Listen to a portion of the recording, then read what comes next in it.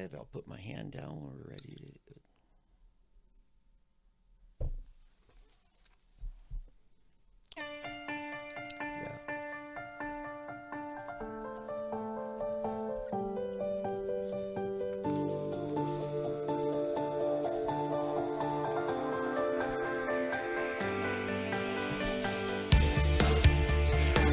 Good Saturday afternoon, everyone. I think it's afternoon already. Well, somewhere in America, it's America. It's somewhere in America, it's America.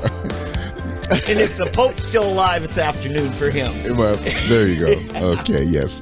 Hey, everybody. Welcome to Fresh Black.Coffee on another Saturday in April now, I guess. No, we're still in March. Man, this has been a long month to me. Really? March is really long. I'm surprised we're already into March. Really? Yeah, I just boy, what a year. Well, yeah, every year that does that kind of, but it's like January and February just. Yep. And then March came, and it's like taking its time. Yep. As they say in the military, they're half stepping. It's a long month. It's half stepping in the month. If your college basketball teams all suck, it's a long month. Hey, actually, it's over now. Hey, by the way, that reminds me, I don't follow basketball, but how is Texas Tech doing? I think they're still top 10 in the nation. Really? And how in the Big 12 men's tournament? I'll have a report for you a little later in the show. Stand by, folks. Hey, by the way, Eddie Huff. David Van. And our guest is Greg Hendrix, Major retired from the U.S. Marine Corps. Oh, the best of the best. There we go. The best of the best, USMC. Yeah, I was an Army brat and did 26 years as an Army brat. Actually, I only did 21 because my mom and dad weren't officially married until I was 5. Sure. And my dad was gone until I was 5. And he found out later he had a son after you were born, right? No. Oh, really? Okay. No. See, Dave likes to always tell my story, even though he doesn't officially totally know it. He feels in. I should get him to write a book. It would be the most wonderful book. Well, Dave could write. I'm going to have you do my biography, Dave, because it will be just, and it'll be a best-selling book. It'll be an Oscar-winning film. I learn something new every day about you, Eddie. Yeah, okay. You got layers, as Eddie Murphy said. Yeah, but you're going to be my official biographer. There you go. I'll take it. My official biographer. You just went to my head. Anyway, it's always great to meet a veteran, and so it's always good, because I can share in some of that secondhand. I got the easy part. Yeah, I didn't have to go through any basic. I didn't have any duty, any of those 5 a.m. You were a brat. I was a brat. I was a true brat, and I didn't have to show up and for early morning calls. I have a son. He's in the Coast Guard, and so he does have to do that. Although I have to tell you, and make sure he never sees this. He had duty in Hawaii. His first after the academy. It's rough. It was rough. Yeah, he would work from like 7 to 1, and then they would surf all afternoon. Oh. And then when they were on their cutter, they had duty going up and down the coast of the West Coast, from like San Diego down to I guess Panama. I think they even went further to the top of South America on the Pacific. But and they would have these ports of Acapulco. Yeah, right. And but they would call ahead, and they'd be shored up for like 2 weeks at a port. And then what they would do, they'd call ahead, and they all had, this is what's crazy, they had fishing gear and surfboards on board their cutter. So they would call ahead, they'd go in and have rented some bus, some van, and a bunch of them, take them to the top surfing places or fishing, and then they'd be gone. It was like, are you serious? This is where my taxpayer money is going. It was like, heavenly duty. Now, they did, when they were out, they did stay out and they did the work, Hey, they didn't have golf courses like all the Army bases have. Oh, yeah. And Air Force. Yeah, Air Force. Yeah, that's true. They all have officers' golf courses, right? He didn't have that. He had to settle for surfing. That's true. With the public. That's true. I don't know what the Marine probably doesn't have anything. I mean, I don't know. No. Oh, and we like it. Anyway, we're telling all the secrets of our hardworking, very deserving military here. We're bursting bubbles here, but no, seriously.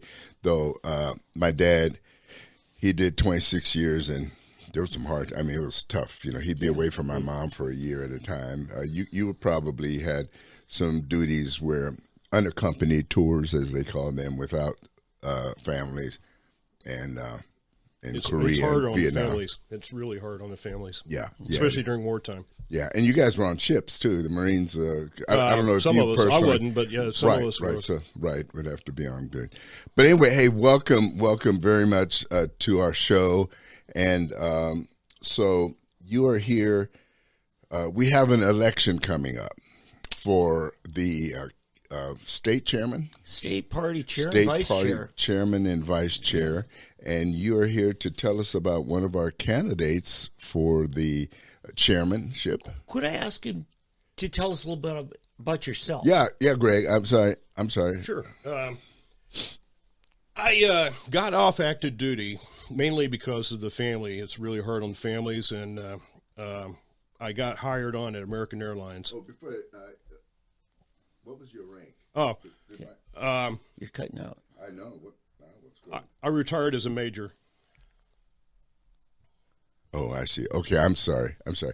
You retired as a major? Yeah, major in the retired U.S. as a major. Marine Corps. You're All right, right. Thank you for your Corps. service, by the way. Yeah. Okay. And but I got off active duty originally. I was a captain when I got off active duty, and I was in an aircraft maintenance officer. But every Marine officer is trained in 6 months. They have to go through the basic school, and they're trained in infantry tactics, to where we can be unlimited ground. We can go anywhere, and but my primary MOS was aircraft maintenance. And then when I got off active duty, I got hired on at American Airlines. And then I started missing the Marine Corps. And I went and joined the Marine Corps Reserves. And the unit I joined was a ground unit, anti-tank training company in Broken Arrow. Sure. On Lynn Lane, right? Right. Yep. And when I joined them, I was a captain. But then later, I ended up getting promoted to major, and I took over the whole unit. Congratulations. And then that's when 9/11 happened. Oh. Right around that same time frame, a little bit, and like as soon as 9/11 happened, I got promoted to major, and I took over the whole unit. Sure. And then I started sending Marines, not all at once, but started sending them to Afghanistan and also to Iraq. Okay, so what was the name of your unit? Anti-tank training company. Company. It's a tow unit. Okay. What's it? The local unit, what's identified? Normally it's a number, right? Well, it's under the 4th Marine Division. Okay, 4th Marine. And okay. so it's a 4th Anti-Tank Training Company. Okay. And they were mobilized at what point? We didn't mobilize the whole unit. Oh. We only mobilized certain tow sections. And the way it was is we had Marine Reserve infantry units that would get mobilized. So you're constantly feeding. Right. And when they got mobilized, it would mobilize that group that was stationed at Broken Arrow. Gotcha. That trained with them. Yep. And they trained, and then see when we did our two-week training, we would have a tow school, but then all of our tow sections disappeared. They went to every state where there was Marine infantry units, and because that's who they would go to war with. The tows gave the infantry an anti-tank capability. Right. And they needed to work with infantry.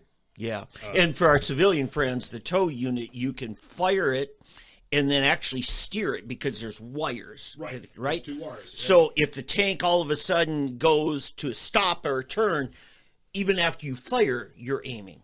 Right? You have to, and you can't, the tow you have to keep on the tank. Yeah. As the tank's moving. Yeah. If the tank's shooting at you, after you fire the missile, you still have to keep the the sights of the TOW missile launcher on the tank. That's and courage. You can't move. Yeah. Your vehicle can't relocate to another. If it starts getting very, very dangerous with rounds coming your way, you still have to stay still. Gotcha. Okay. That's for our civilian friends like me.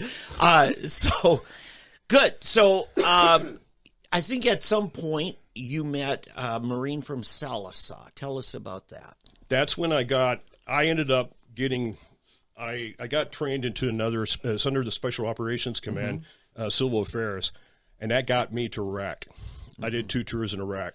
And then when I came back, I had some surgeries while I was on medical hold, and I required more surgeries. And then when I tried to get my civilian job back, they didn't. In fact, I filed a complaint, and then the American Airlines, they fired me.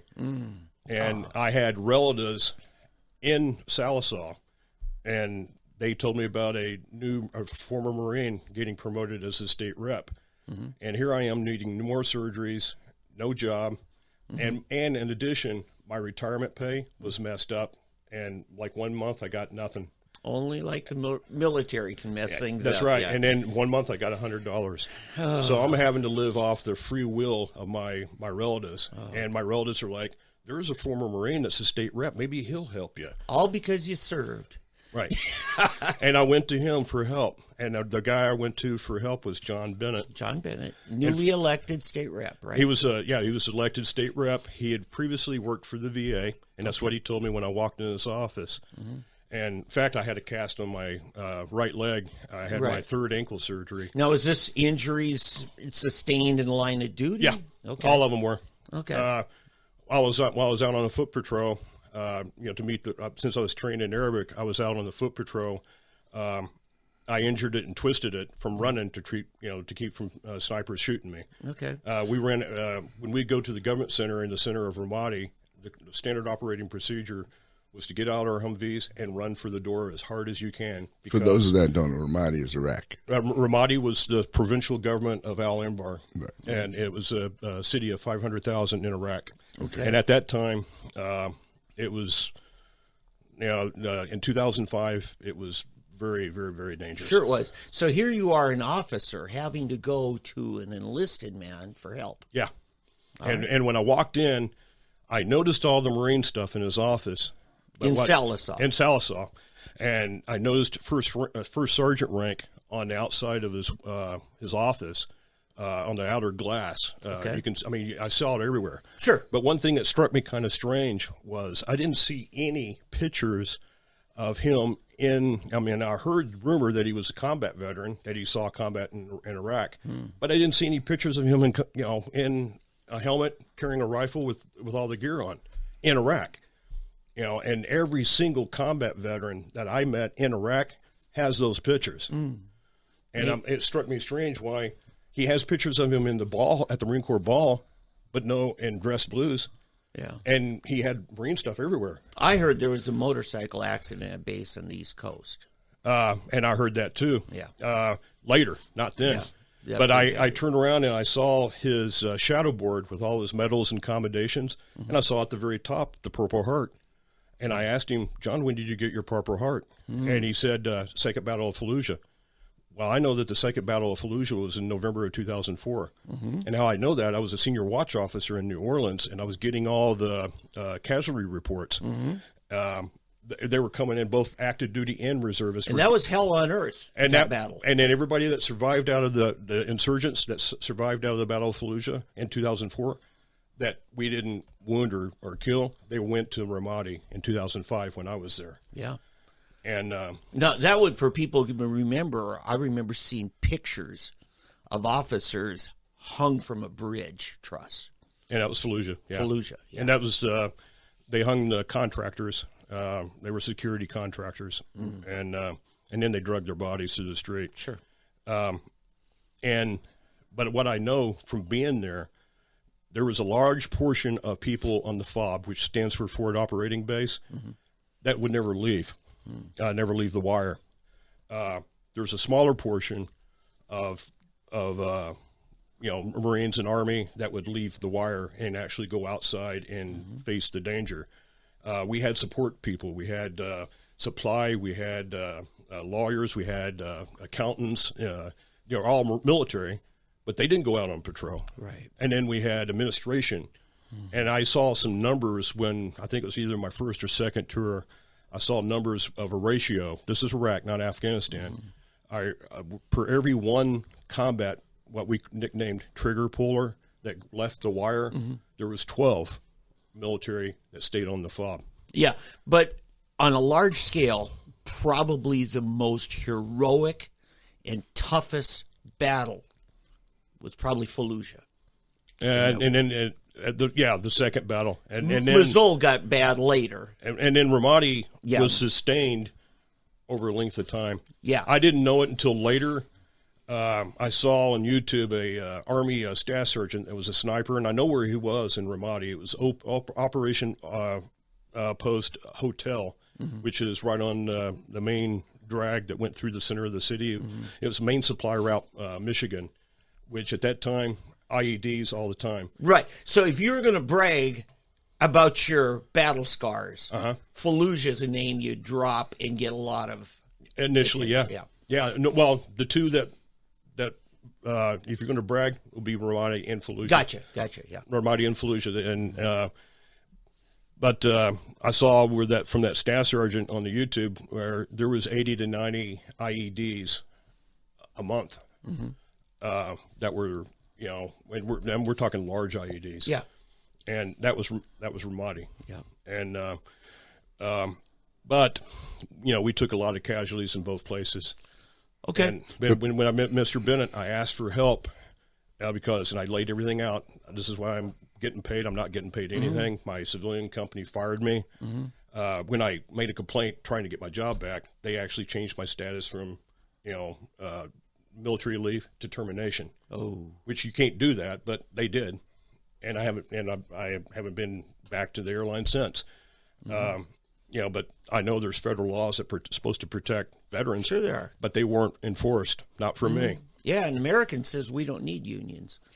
Yeah, but it wasn't enforced for me, and I went. Sure. What I didn't understand at the time, the medals that Mr. Bennett displayed didn't add up to me. How can you get a Purple Heart in the Second Battle of Fallujah in November and then have an Iraq campaign medal, but also an Afghanistan campaign medal? Oh, oops. Okay. The Marine Corps is not going to send you into a combat zone if you sustained a head injury. Well, Purple Heart, yeah, but again, I heard that was a motorcycle accident. Stateside. And I heard that later. I heard that later. I heard that, and then I also heard Okinawa, and it was a moped. But I heard it's a related story. But I heard both of them. Okay. I heard both of them, and what I didn't touch the medals, but what I noticed also, in addition to the Purple Heart, was not one combat action ribbon, but numerous combat action ribbons. And combat action ribbons amongst vets, especially Marines, is, for whatever reason, I don't believe in medals, really. Well, isn't there one per campaign? That's the deal. One per campaign. But he had 5. So he would have been on 5 campaigns in order to get those. I questioned him the second visit to his office. I actually questioned him about the cars. And he said, yeah. I go, John, this is my second visit to his office. I said, that is a lot of combat action ribbons. And he replied to me, yeah, every time I left the wire, I got in a firefight. They're not awarded that way. No. And I actually have the order which says how they're ordered, 1 per campaign. Wow. I downloaded it for you gentlemen today. Okay, so you started asking questions. What was the result of these questions? All he did that ended up coming later. Yeah. I rattled him when he invited me to his office. And I showed up at one of his speeches in Salisaw at a community center. Sure. And I wore a Fallujah Iraq shirt. He immediately focused right in on me and started, hey, who are you? What are you? And I told him, I'm on crutches. This is who I am. I'm a retired major. I'm a civil affair officer. I went outside, worked with Iraqi civilians, and I also did Fallujah, but I did Fallujah in 2007. Yeah. My first tour was Ramadi in 2005. Yeah.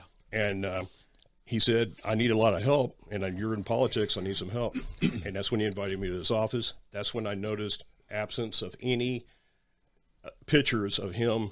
There's pictures of him in uniform, but dressed blues. Yeah. But I didn't see any pictures of outside the wire. And, I brought you guys, here's a picture of me with 2 Iraqi civilians who are armed with AK-47s. And, they belonged to a tribe that used to fight us. Yeah. That's the former enemy. Okay. They left Al-Qaeda and started working against us. And you were kind of in a finesse job. Your job was to smooth things over. And convince them to fight for us. Right. I mean, in worst case scenario, and you got to take up a gun, you got to defend yourself. You got to be ready anytime. But you still have to be, hey, we can work together, right? That's kind of... Some of them, this was the finesse deal. Some of them, if they were radical Islamic, no. Mm-hmm. They hate us, and there's nothing I'm going to do that's going to change them. Yeah. But there were some that were on the fence, and these were the ones that I worked with. Was the nature of my job, and I represented a colonel. Yeah. But we were always out, and we delivered school supplies. Mm-hmm. We provided jobs. Mm-hmm. I had classrooms built. Yeah.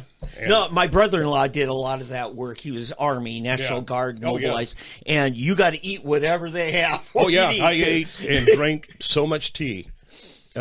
And I never was a tea drinker before. I drank coffee, but I became a tea drinker in Iraq. Don't they eat goat? Oh, yeah, I had goat. Yeah, goat, yeah. Yeah, I had goat. And here's a shoe drive. Okay. There's other pictures I have. Okay, you're getting kids' sandals and shoes. I had shoes brought over from elementary schools. Oh, so this is your baby. Yeah. Okay. Yeah, I had shoes brought over, and this is a picture of my Humvee. This is in the center of Ramadi. The Bradley is burning. Yeah. My vehicle is right over here. We just went right past, blocked the next intersection. And the gunner from the colonel's Humvee took this picture. And then my Marines got the picture from the gunner. And as I told my Marines, that's a cool picture. But when we're in downtown, because of the high threat of getting shot or IEDs or anything, I better not see the gunner with the camera. Because we're not going to because the gunner is going to protect all of us. Yeah, we need it. And I said, that is a cool picture, but when we go downtown to the center of Ramadi, if I see a camera up in the gun turn, I'm going to break it. Yeah, so the Bradley took the hit in its burning. And the Bradleys generally are supposed to be safer than Humvees, right? Not with the Humvees. Not with they knew where to hit it. I asked the Army National Guard, and they had in the trash, they had a hidden IED. Oh, that's it. And they just use flip phones to activate them. Right? And then we would jam those signals. Then they would do where they would command detonate it. You had to have a guy watching and touch the wires to the car battery. Okay. Yeah, hardwired. Yeah. Okay. But I brought these pictures as an example that every single vet that left the wire and left the fob has pictures of them. And what made it awful strange was, how could a politician that is obviously embracing his military service, but he's not displaying those pictures? Yeah. Because he didn't have any. And I'm convinced of it. He never left the wire. And here's the thing, you serve like that. Because I've got pictures. My dad was that's right. engineers in Korea, building an airstrip. And there's pictures of him. And of course. Yeah. Because you know what? That might be the last picture your mama ever saw. That's right. And you want them to know, this is what I'm doing. That's right. It's just you don't even have to tell people that. That's right. They want their loved ones to know, here I am, I'm safe, I'm doing something I'm proud of. And I hope you're proud of me. And that struck me strange. And what it also got me was he didn't help me. The only thing he did to help me was he handed me a card and said, here's a card to a VA. I used to work with her. I was like a patient advocate for the VA, for disabled vets at the VA before I got this job as a second district representative for Oklahoma. He got elected. Right? Yeah, before he got elected. Yeah. And he said, I know her, give her a call. I'll call her and tell her. And that's the only thing he did for me. And she wasn't any good. In fact, she was out and out disrespectful, talked to me like, why are you sitting over there? Get over here and sit over here. And I kept my cool. I never became angry, but it dawned on me that she's very aggressive and she's supposed to be helping me, and I needed more surgeries. So since I'm part Cherokee, I belong to the Cherokee tribe. I left the VA and started going to the Cherokee tribe. Yeah, the Indian Health Service. Indian Health Service. Claremore's got Claremore, one there. yeah. And I've been to that one, and then I'd go to the one in Tahlequah. Sure. Yep. And it wasn't until later I was having problems, orthopedically, with my hips. Yeah. And because of all the combat patrols that I went on and carrying the weight, I was 43 on my first tour, and I went out with the 19, 18-year-olds. Yeah. And the VA's been under Eddie's dad worked VA. Yeah. And having the resources was always a challenge because you end up, rationing healthcare. And what they became, and I heard, and I went back and gave the VA a chance because I heard what President Trump was doing with the VA. Yes. But right before I went back to the VA, right around that time, I got I heard about him, President Trump. This is his first term, getting creating a VA White House complaint line. Yeah. And I'm like, I'm going to do the responsible thing. I had a couple of good doctors, and I had some that were very, very, very, very poor. And I'm going to give positive and negative feedback. I'm going to call this hotline, but I don't remember the doctors' names. And I decided to call Muskogee and called the medical records. I had to give them all my identification. That was the VA hospital. The VA hospital in Muskogee. Yeah. And just, about this, before I made that phone call, maybe 2 or 3 weeks before, I had a strange visit from the Claremore Police Department, and I live in Claremore. About it. This strange visit, I had a knock on the door, and at first it was just one officer, and he goes, "I'm here to check on your health," and I'm, I see humor and everything, and I think it's a coping mechanism that Marine combat veterans do. They try to find humor in any adverse situation, and it's smart because you diffuse the situation. That's right. Yeah, and the officer, he was lucky for me. He was senior, and he had stripes, and he had gray hair. Good. And he was mature. Yes. And he shows up, and he's like, "I'm here to check on your health." And I'm kind of chuckling. I'm like, thinking, well, I have problems walking. Maybe the Claremore Police can help me with, orthopedic surgery. Maybe they're moonlighting and becoming doctors now. That's what I was thinking. And so I'm like, "Officer, I'm fine. I'm just kind of curious why you're checking on my health." And he kept, you're not angry? I'm like, "No." And then I sensed that it was the stigma that's placed on Iraq and Afghanistan veterans. Sadly. And the stigma is PTSD. Yes. And then I told him, "Officer, I did see combat, but PTSD is not my deal. I've never been prescribed a medicine. My main deal is all the surgeries and orthopedic that I need. I've had 2 back surgeries so far. I've had 3 ankle operations, and I'm having other issues walking. Okay. And it's from all me carrying the weight at my age on my first So tour. you're lucky you got a good officer Yeah. for the police department came out. I did. And he did fantastic. And then I asked him, and right as I was, he knew that I was calm and I was, completely, not angry in any way. There was a young officer that started sprinting up to the door who had his taser pulled. Oh, my God. And I'm like, okay, something is really going on here. But the senior officer turned back and waved him off and motioned for him, "Hey, we're okay." And then the young officer, overzealous, put his taser away, got back in his vehicle, and looked like he didn't drive very far. And then me and the other first officer continued our conversation. I said, "Officer, can I ask you what brought you here?" Yes. And he goes, "Yes, we got a call from one of your family members." And I'm like, "Well, it doesn't have anything to do with me serving Iraq, but I don't, there's a lot of my family I don't talk to anymore." Sure. And, and we all have those. And in particular, that part of the family, to have everybody together, you're going to have a bail bondsman work the charcoaler to get everybody there to, at one location. That's that side of the family. And I don't associate with them. Got it. Sure. But they wouldn't have been particularly motivated that day. No. Yeah. And it was just weird. And it was around 4:30 in the afternoon. And I go, "Is there a way you can find out the name of this relative?" And he goes, "Sure." He calls his dispatcher, and it came back as a brother. I started kind of chuckling. can I get a name on this brother? Because I only got one. I don't think he knows where I live. And we haven't spoken in like 3 or 4 years now. Sure. And he said, sure. And it came back, and I heard it clearly from the dispatcher over his radio, Ward Hendrix. And I chuckled again. I don't know Ward Hendrix. There's not even a Ward Hendrix in my family tree. And let alone my brother's name is not even close to Ward. Yeah. And somebody is obviously using you to get at me.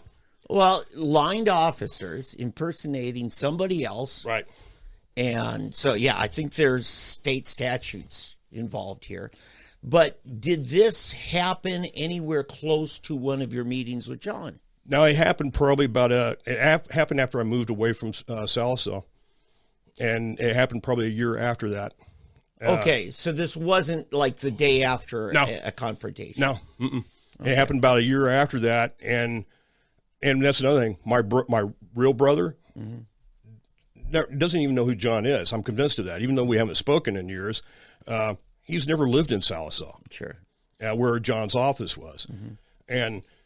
But then, that's in the back of my mind. But don't you have some relatives down in Sallisaw? Yeah. I do have cousins, and I had some aunts and uncles that had passed away. But their name wouldn't sound like Ward Hendrix. Okay. No. Yeah. And then that's in the back of my mind, that little strange incident. But when I called the medical records department, she said, you have a recent entry in my medical file. And she acted kind of flustered after I identified who I am. And I'm like, I just need the doctor's names. She provided that. And then she said, do you know a Daphne Hillhouse? And I'm like, never heard of her. Well, that was the one that made your recent entry. You say you're no longer a patient at the VA? I'm like, no, I'm going to Native American healthcare. And she goes, you're not a patient. I'm going, I haven't been to the VA in a couple of years now. See, this was 2016. And I left Sallisaw around 2013. And that was when I left the Muskogee VA. And she says, so you don't know this social worker? And I'm like, no. And he says Daphne Hillhouse. Hillhouse. And I got those records right here. And that doesn't ring a bell with you, does it? No. Yeah, okay. And she goes, that's what I'm curious about. How can you have a new medical entry in your VA records when you're not a patient? I'm like, ma'am, that's the question that I have. Is this the same VA that John Bennett worked at? Yes, Muskogee. And he gave you a card for one of his former coworkers. And he actually told him Muskogee. But it wasn't Daphne they gave you a card to. Yeah. But I don't know if John knows her. But I wouldn't be. Well, he would know a number of people. Yeah, and I wouldn't be surprised if he did know her. Yeah. And then I knew, I go, can you tell me the date of the entry? And it was the date when I had the strange visit from the police. And I'm like, that's not a coincidence. No. And I told her about it. I didn't go into detail, but I'm like, I had a strange visit from the police then. And I went to Tulsa VA, filed a medical release, signed it, and got my records. Then I was shocked to see whose name and who started this whole ball rolling. And it said that VA received a call from the office of John Bennett. Yeah. Okay, so swatting, which has become something in the news because a lot of conservative media are being swatted. That is, you want a SWAT team to show up all trigger happy and on edge, kind of like your taser buddy who showed up. It's an attempted murder is what it is. They wanted a negative response in it. And here is what I got highlighted of my first page of that entry. And it actually claimed that I pulled a gun on civilian workers, in Sallisaw.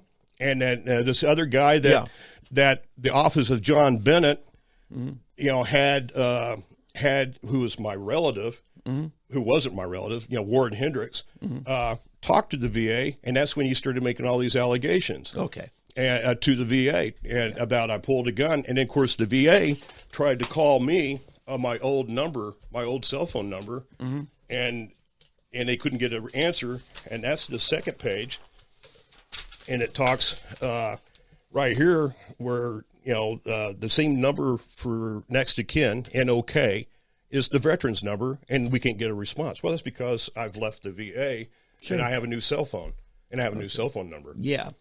Now, the narrative of veteran PTSD particularly is believable because we've been sending guys on 2 and 3 tours, or sometimes even more. Yeah.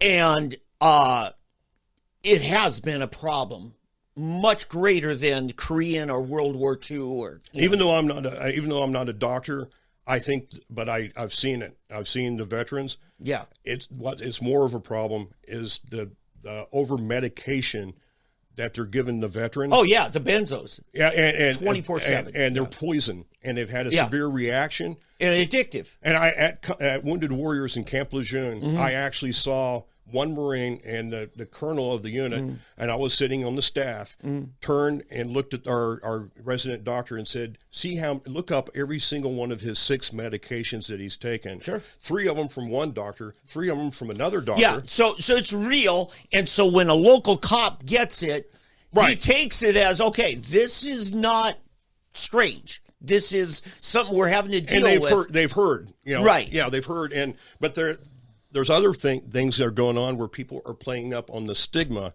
that's associated with it. Yes, and it's been my experience that that I've seen other Marines, if they're taking all this medication, they're having reactions from it. They're more apt to harm themselves than to harm anybody else. It is. My father, spent 8 months in mental hospital that ended up being PTSD. Yeah. And nervous breakdown. But then my whole childhood, he was on tranquilizers.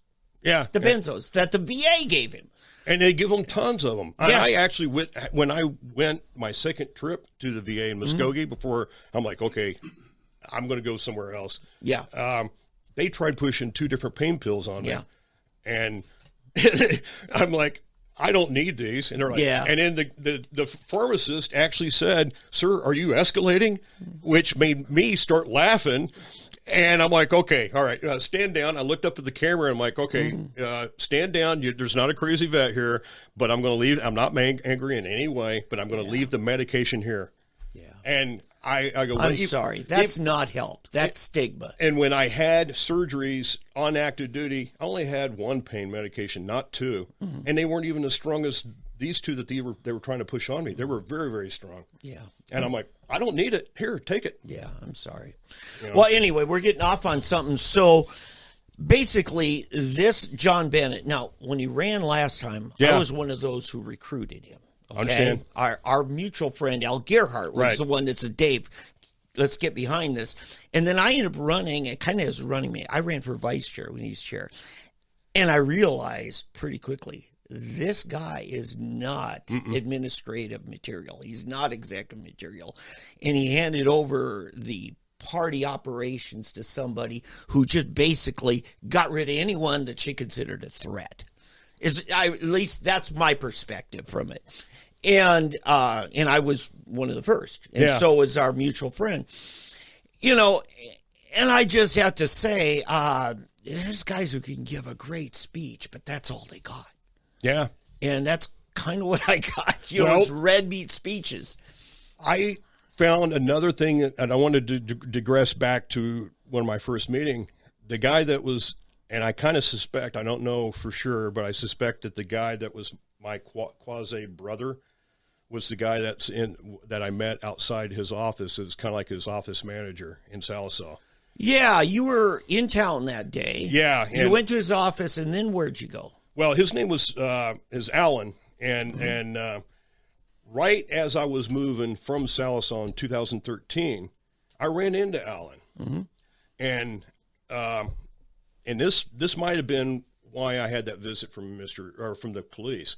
But I ran into Alan, and Alan it was at Walmart, and I saw him, and I had back surgery. Yeah, you're hobbling, not on crutches? No, not at that time. I finished that one, and I but finished that surgery. Slow.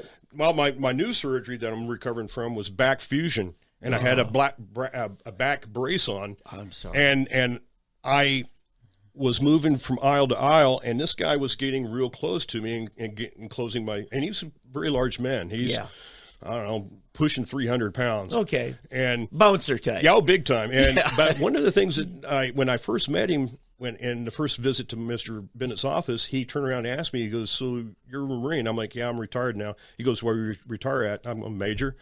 And then he said, well, I was in the Marines, but I got kicked out.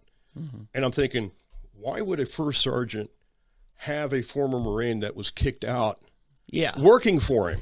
Yeah, slang term for dishonorable discharge. Or less than honorable. Yeah, less than Yeah. general discharge. And a first sergeant, especially one that's involved in politics, why would you have somebody like that working for you? You know, you're not a Marine if you get kicked out. Mm-hmm. And, but then when I ran into him, you know, later on at Walmart, he ended up, I left and walked to another aisle. Then I'm like, okay, he's going to finish looking, then I'll come back to where I was at. Sure. And I did.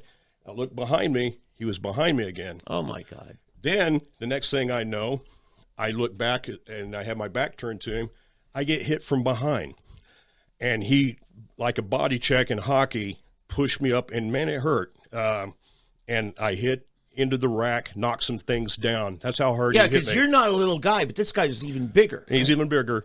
And he hit me and it wasn't like bump into. He checked me hard because he saw the back brace. Pushed through you. Yeah, he pushed, and I maintained my temper. I didn't say anything to him. And he goes, "Oh man, I didn't see you. I'm sorry." And I walked away, and I kept my composure because obviously he was trying to get an incident out of me. Yeah. And I asked to see the manager, and they had an assistant manager that was on shift that day. She came to me, and I go, "You see that large gentleman over there? He's still looking at me." He was by the cash register in the electronics department. And he walked over and said, "You're talking about me." And I'm like, "Sir, I'm talking to this lady." And he goes, "Well, I know you're talking about me." And he's trying to get that incident going. And I'm like, "I'm talking to her." And he goes, "Well, you're talking about me." I'm like, "I know who you are. You work for Bennett." And he goes, "Well, I'm a former Marine too." And then I'm like, "No, you got kicked out. If you get kicked out, you're not a Marine." And that spooled him up. And then finally we got him to walk away. And the lady told me, I told her, I said, "Look, I'm not scared of him, but I don't want any incident." Yeah, you're recovering from back surgery. And I said, "Can you get one of your security people to escort me to my vehicle?" Good. And as a witness in case he is out there waiting. She did. And I had two guys walking me to my vehicle. I got in my vehicle. Where'd you go? Went to my parents. As my parents, they were both. My dad had cancer. Sure. And my mom was also in bad shape. Did you follow up on this with Bennett? That was the second meeting. Yeah. The second meeting I had with Bennett. Yeah. And the second meeting I had with Bennett, I walked in, and I told him about it. And by this point, I was already moved away.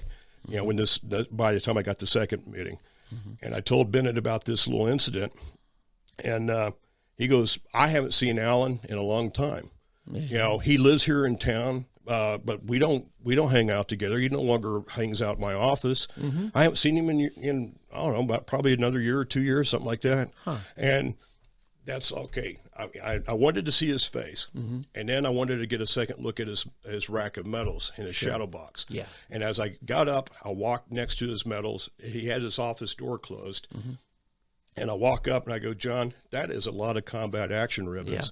And I got a good look, and that's when he had 5 of them showing. And he goes, "Yeah, I was in combat almost every single time I left the wire. I got into combat, into a firefight, and that's not how the ward is." Right. Yeah, we already went through that. Yeah. It's worded by campaigns, and if you only get one per campaign, at the most. Since I saw an Iraq campaign, gotcha. Medal, that's one. But did you meet somebody else at that point? We heard right outside the door. I heard Alan's voice. And no. And I look at how ironic. And I look at Mr. Bennett, and I go, "You know who that is? The guy that you just got through telling me you haven't seen in years." He goes, "Oh, is that?" And I'm like, "Yeah, you know exactly who it is." And what was he doing there that day? Oh, he brought food for everybody. Oh, he was the guy who runs lunch he brought for lunch. everybody. He brought lunch, and then, that's a regular duty. And I look at Mr. Bennett, and I go, "John, how does that make you look?" He goes, "That doesn't make me look very good." Yeah. And I'm like, "That's right. It doesn't make you look very good." Yeah. And I'm like, I'm not scared of him, but I don't want another incident. Now, John wasn't an Assembly God pastor yet at this point, was he? No. Okay, that came later. He's now pastor at a rural church out there. Okay. Yeah, a very small church, from what I understand. Yeah. And and I go, "I don't want an incident." And he goes, "I'll ask him to leave." for a little bit, and then he'll come back. But Mr. Bennett said those words, it makes me not look very good after I got through telling you. Yeah. I haven't seen him. Yeah. But, yeah, he had food, and I saw the food. He left the food for everybody that was there and for Bennett. Yeah. So you've laid your case out here. Sometime we got to have you back in on veterans issues more, particularly the Pete Hegseth administration. Oh, yeah. At Pentagon, and some things are going on. Doug Collins is now handling the VA. I feel good about that. Yeah, I do too. I think Doug is going to be a good communicator. I do too. And I'm really hopeful on that. So he's a chaplain. Okay. He was a chaplain, and I think he retired in the military as a chaplain. Oh, gotcha. And then he was a congressman. That's right. Yeah, from Georgia. All right. Good. Yeah, we're coming up on a hard break, so we're going to call it. I want to show you guys this. Yeah. I got that. This came from a PI for Tom Stites, who was running against Mr. Bennett. Right, the incumbent, right, at the time, and John Stites and Tom Stites, but you see no Purple Heart, no combat action ribbon. Gotcha. So last thing, people want to reach out to you. What's the best way? You want to go to social media? Well, they could send me an email. Okay, I'll give them my email address. Give me that. It's MAJJIM. So. MAJ, like Mike Alpha, Major. Joker, India, Mike. Short for Major. Major Jim. JIM. Right. And the reason for Jim is because my last name is spelled with an X, like the guitar player. Oh, yeah, Jimi Hendrix. So MAJJIM 356@gmail.com. My daughter-in-law is married to a Jimi Hendrix. My daughter-in-law is the daughter of Jimi Hendrix. Oh, wow. Not the Jimi Hendrix. Oh, no, Jimi. But a Jimi Hendrix who also lives in Claremore. Okay. So I was going to ask if you and he were related. Not that I know of. Okay, so Mage Jim at 356 at gmail.com. So it's Major Jim. So MAJJIM 356 at gmail.com. Okay. Folks, you want to get a hold of him, even you, John Bennett, you want to get a hold of him. And, we may have to have John in. Then after the break, we've got the opponent in this race, the only other announced opponent of him, Stan Stevens. Okay. Former county treasurer from Wagner County. Yeah, okay. And when we come back. All right.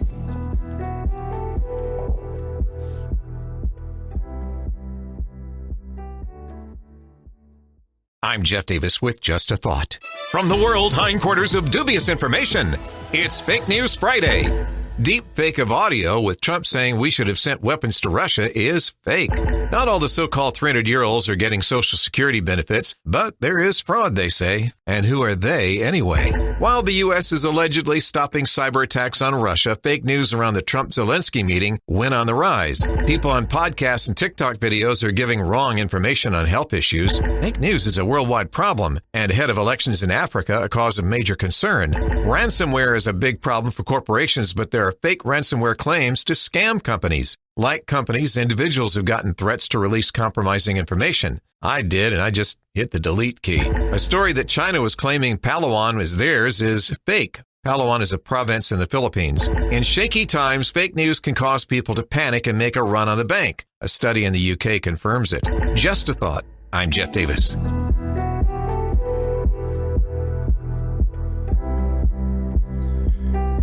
All right. We are back. I'm sorry. We're back. Speak for yourself. Yeah, you honkities. You guys, I'm always outnumbered every week. We gotta get German too. We have to.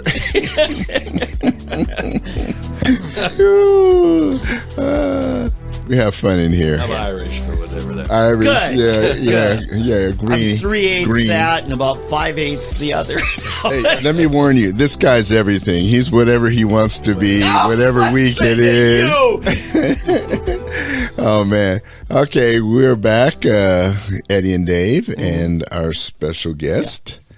Second special guest of the day. Yes, would you introduce our special Yes. guest, please, Dave, as you do so well? This is the guy who's actually been running the office for the GOP for some time now, but wants to run for the office of chairman of the Oklahoma Republican Party, Mr. Stan Stevens.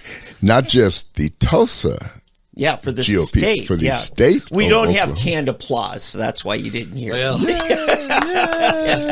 Stan's the man. Tell us where you're from. well, originally I'm from Bartlesville. Come on up to the microphone. Closer. All right. There you go. Yeah. So I'm from Bartlesville, born and raised there. I did go to school in Pittsburgh, Kansas. I'm in sorry. Pittsburgh State. Well, my dad was born on a farm there. Okay. He was the first Stevens to go to college, so he went there. Older sister went there. I went there. My youngest sister went there, and she just retired a couple of years ago as director of career services. So anyway, that's why we go there. But then I came back to Bartlesville. I actually lived in Tulsa a couple of years after I graduated. Then moved back to Bartlesville, took a job at the county treasurer's office in the courthouse. Okay. And was the deputy county treasurer for just under 2 years. Okay. The treasurer was going to retire, so basically kind of groomed me to run. I went to get a couple of years of accounting experience and then found myself running for office and winning a landslide 121 vote primary victory in 1986. That endorsement, I'm sure, helps. Well, it was a close race. It was the old hand ballot. It was the last election. Well, I don't know if it was last, but anyway, the last election I was in that had hand ballots before the tabulators came along. Gotcha. And so in then 1990, a Democrat, actually the same guy, switched parties, ran against me as a Democrat. And the power of the incumbent and the Republican Party in Washington County was a 5,000 vote victory. So Okay. and then 3 terms unopposed. Okay. And so served there little over 20 years, in the office 23 years altogether. And chairman of the Republican Party there, did about 2 terms in the early 2000s. Also did precinct chair for a time. And So you were just before Grace. Grace was vice chair. Yeah, I knew Grace. Grace did all the work. As vice, you know how that generally works. And so, yeah, Grace was vice chair those 2 terms. I was chair. Prior to that, Grace and I did the teenage Republicans together. Good. The college Republicans together. And so I had a long history with Grace. Talked to her the other day, and Grace, stalwart Republican. Oh, yeah. Well, so you're well versed with state, local politics. Yes. The GOP side. Yes. Well, you're probably pretty versed in the other side as well. You've seen what they've done and been doing and everything as well. Started this at 6 years old. My dad was very involved, and we had precinct meetings at our house. Sure. The day Kennedy was shot, they announced it over the PA in grade school. I was in first grade. And I tell the story a lot. It's a true story. The first thing that went through my mind as a 6-year-old kid was, I wonder if he's Republican or Democrat. And went home and asked my mom, and Mom said, we don't even want Democrats to get shot. Sure. Wow. And I had a reminder of that when Clinton was running for re-election. Sure. Her and her church ladies, I'm like, you guys going to get the Secret Service on you if you're not. Yeah. At any rate. But that would really be the first time I really identified, I guess, as a Republican. My grandpa was, very hardcore Republican, and so it was just ingrained in me. The next year was the Goldwater race, and Bud Wilkinson running for United States Senate. Some people probably too young to remember Bud Wilkinson, 47-game win streak In Oklahoma, they should know the name. Still couldn't win in Oklahoma as a Republican in those days. But and I was shocked. And, of course, Goldwater did not carry the state. That's the last time a Republican presidential candidate did not carry Oklahoma. Yeah. It was Lyndon Johnson, and really on the coattails of Kennedy. Oh, sympathy vote. So from there, 6th grade, I had Nixon's the One sticker on my old denim-covered notebook, and it's just been politics in our house ever since. Sure. And Sure. So clearly a strong history of what the Oklahoma GO party's been through. Absolutely. Yeah. And, back through the days in the 90s and when I was in office, when we would work on bills and stuff, the legislature, we had to work with Democrats. Yeah. They controlled everything. In 85, I went to the first county officers state convention, and they brought in every single elected statewide official and the House Speaker and pro tem, and every single one of them were Democrat. I was shocked by that. I'd been to school in Kansas. Sure. And even though I was politically, minded. I wasn't really up to speed, and so Yeah. I was quite surprised. Because Washington County obviously has always been Republican stronghold, and so I was 12 years old before I realized not everybody was Baptist, Republican, and worked for Phillips. And Yeah. so, Isn't Bill Price from up there? He was a federal prosecutor. right, Bill's federal prosecutor. He came to my office when he was running for governor. Yes, I He worked had on his campaign. obviously, as you probably recall, had a big hand in the county commissioner scandal in the early 1980s. Yeah, did any of your buddies at the courthouse get hit on that one? Nobody was convicted, Okay. and that was before I good, got yeah. there. But yeah, the but remnants. what was almost a third of the commissioners in the state it got was- either pled or were convicted. And strangely, some of them later were elected again. Yeah. And, it was just the kind of the way that business was done in Oklahoma for Yeah. decades. Texas the kickback was like that, scandal, too. A lot of Yeah, it was Right. largely financial corruption Right, yeah. going on. Kickbacks from contractors. Yeah. And so that preceded me, but only by about 2-3 years or so. Yeah. So the remnants of that, Tom Daxon had been I remember Tom. actually, it was Republican and I was met the Tom, state yeah. auditor. Yeah. And they hated him in Of county course. government. And I was like, well, I mean, all he did was his job. It's interesting because when I first got here and got involved in the GOP here in Oklahoma, Tom was running for the state chairman, and I supported him, and he didn't make it, but I was supporting Tom. I thought he was a good guy. Very good. Well, he did good work. That obviously needed to be uncovered and stopped. And I believe he ran for governor also then later, too. Right. Remember that, too. Yeah. So. Well, welcome. Thank you for coming, and thank you for throwing your hat in the ring. I have been disappointed in the way the party has been run, actually, and all the way from state down. And I think we've taken it for granted. We have been fortunate to have maintained a GOP stronghold on the governorship and the state offices. But, the cities, municipal, the big cities at least, are really hurting. You've got Tulsa, Oklahoma City, Norman, Stillwater. It seems to be the college towns in particular are where we can't seem to break in or break through, and it looks like it's getting worse, especially Tulsa. I don't know if it's what I call Little George Kaiser here, bringing all these people in with his $10,000 bonus checks, Right. Whether that's a part of it or it's just people aren't informed. You've got the newspapers, you got the Tulsa World, plus the broadcast media that, as you know, and your wife was helping on my campaign, for lack of a better term, crap they put out there, misinformation, lies and innuendos and things, the newspapers and things. It's really tough. And I think we really need somebody strong at the helm to bring us some strength back. So anyway, I'm glad to see you running. What do you think that we can do to strengthen the party again in Oklahoma? What are the main things you see, the big issues? Well, I think the number one issue inside the party today is the division, that is hindering us a great deal. And so, my campaign is not about trying to take back over one faction, represent one or the other. We have to all come to the table and begin to work together. And, as it is right now, whoever is at the helm kind of, points their friends or whatnot. We have all like-minded people on certain committees and that kind of thing. And so I believe that we got to get all voices to the table. Sometimes we're going to disagree. That's politics. But we need to be sitting down, talking together, developing consensus, working forward, on behalf of the party. And so I intend to put people in places. And, of course, the chairman only has a certain amount of appointments. The state committee, kind of runs the show. Absolutely should. And that it's it is set up very much like kind of a legislative or a government.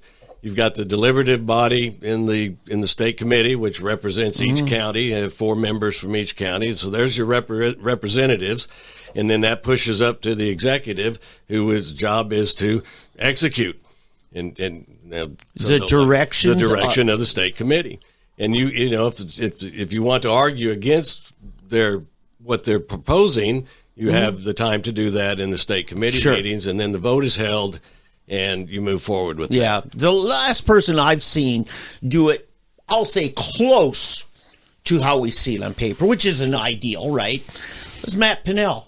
Right. At the time, you know, I gave him guff, but since then, like, he's become the gold standard. And here's what made him, in my mind, really stand out, was his openness about things. If you're serving in elective office in the party, your, quote, right to privacy or not getting junk mail in your email, spam filter or whatever, you know, that's done. You want to serve, we got to be able to reach out to you, including your fellow state committee members. So I'm going to find out real quick, a litmus test, if you get elected, on whether you're part of the problem or part of the solution. Sure. If you give every member of the state committee the contact list of his fellow state committee members so that he can be free to, should he need to, exercise his authority to circulate a petition for a state committee meeting. Why not? Well, it hasn't been done. Right. I thought for sure Nathan Dahm will do it. Shocked that he didn't. He wouldn't even give the list to Wayne Hill as vice chair. Now, I'm not picking sides in their little fight. I understand. Because I think they both got issues. You know? It has become very contentious. And then you have to run the office in the middle of this. Well, so, you know, you're right. And I always tell people I run logistics, you know, and try to stay out of the way as much as I can. The business of the party is a real thing and has to be addressed. And, you know, and so I considered for quite a while whether or not to run for chair. I'm 67, and there's other things I could be doing. But I finally decided, yes, I wanted to, because I believe that I have the ability to bring us closer together. I don't like using unity. I don't believe that any political party is ever completely unified. But I believe that we can work together, come to consensus. I'm not interested in having a fight with the state committee, of trying to preempt or those kind of things. What they do, if I want the job, then that means that I want to execute what they bring to me. And when you talk about being accessible and people calling you, so if you're the county treasurer and you're taking people's money at Christmas time, you get pretty close to them. Threatening to stick the sheriff on them if they don't. Well, and so, you know, that is true. And so I was really, you know, I always had the Andy Griffith method, trying to run the office, you know, and I never sold anybody's property. Yeah. And I did too have people said, and generally the people who would come and sit on the other side of my desk were in great distress. Yeah. You know, most people, their mortgage company pays their taxes. They don't, you know, attend to it. But those people that came in wanted to see me were typically distressed. And so listen, Phillips was going through a lot of downsizing. Oh, well, so I took office in October of 86, before the 86 floodwaters even receded. Yeah. I was elected in the primary in August, was set to take office the following July because the treasurer goes on the fiscal year. Yeah. And then my boss decided he got flooded in. He wasn't flooded, but he got cut off from town, and he kind of liked that, and he never came back. And so all of a sudden, I'm 28 years old. And I've been there just, you know, like I said, under 2 years. And one day I'm the treasurer. And so people are calling me up, and they're like, and then we get tax bills out, and they were a little bit late getting certified that year. And so that made the phone ring off the hook. In those days, older people really concerned about it. I always said they'd get the tax bill, go to the mailbox, get the tax bill, they didn't go back in the house. They just get in the car and come to the courthouse. Sure. You know, I get that paid. They don't sell my house. And so that was very stressful. I even considered resigning a couple of times, you know, but we stuck it out. Then the next year, Carl Icahn comes through town, tries the hostile takeover. I remember Phillips, that one. and so they lay off thousands. And this is also right about the time we send out tax bills. And this is when the oil industry was right. It was in the bust. Yeah. And then about 2 years later, about the same time of year, fall, shortly before Christmas, T. Boone Pickens comes to Barnesville. Oh, that's right. And then institutes a hostile takeover. And so they lay off thousands more. Yeah. And so a really, really distressing time for many people in the community. And they're calling me, and it's where I began to learn how to deal with people. And I wasn't real great at it at 28 and 29. People would jump me, and I'd kind of bite back and whatnot. But as the years went by, I learned how to smooth those situations out. Good for you. And how to listen, because people would say things and they'd be like an internal buzzword, and I'd start talking, and then they'd go, well, that's not exactly what I was talking about. They just want to be heard. They just want to be heard. And so, I would get to the tax sale time, and people would come in, and some would be crying. They'd be really distressed. And so I'd go, why don't you give me $20 today? Because their taxes were never very high. They were not high income. That's why they were in trouble, typically. Yeah. And so why don't you give me $20 today? We'll set up a payment plan. You pay me $20 every month till we get this paid off. And we still had to charge the interest, all the statutory requirements. Unfortunately. But boy, you could see it come off of them. And they would, and by the time they left, we were laughing, talking, and I felt so good. And the times I'd bit back and they'd leave, you feel that inside didn't win anything. Yeah. And so then the state auditor would come. They came twice a year. We were audited twice a year, and they'd start the audit, and within a few days. Twice a year? Well, they did one that was called a limited review, and it was about a one-day audit. They'd come in, count cash, reconcile bank statements. Gotcha, just balance to make your sure, checkbook. Right, make sure all the money was there. And then they did about a 6-week complete audit once a year. Every year? Every year. So I've had about 40 audits, and I think they missed a year or two, but somewhere in the neighborhood of 40 audits from the state auditor. If the auditor wasn't in prison, because we've had at least one. This was prior to Jeff McMahon. Yeah. Cliff Scott was the auditor when I was treasurer. Okay. But so they within a couple of days of getting there, they'd show up at my desk and they'd have a little file in their hand, and they go, Stan, the girls gave us this file and it says partial payments. And, what is that? And that's where I'm letting people pay off their taxes. And they were probably 10. I mean, it wasn't a huge number. And then they go, well, there's no statutory provision for that.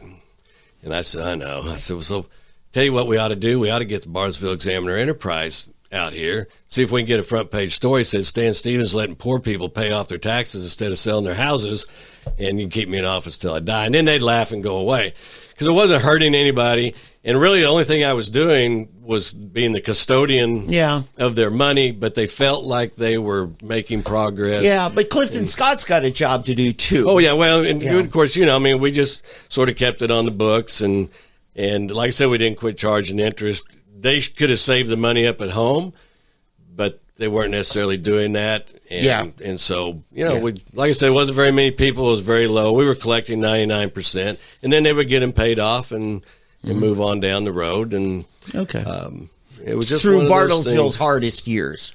Absolutely. Yeah. And it was tough. That flood. We sent the tax bills out. People would call me and said, we got a tax bill in mobile home. And last I saw it, it was floating down the Caney River.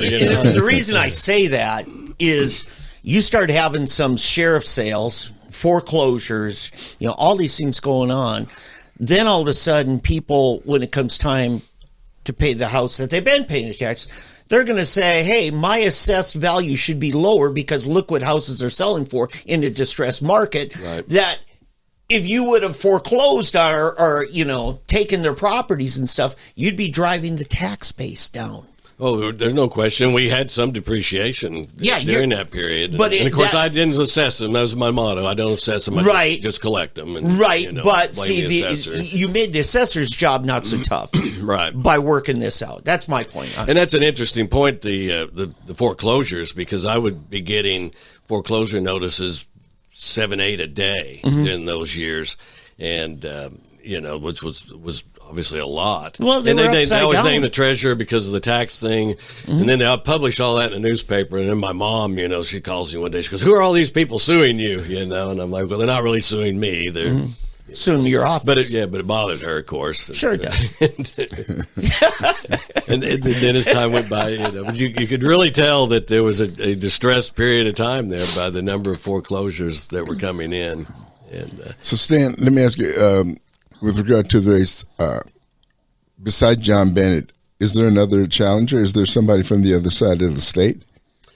Who is running for state chairman? Really, the only person I'm aware of that's running is me.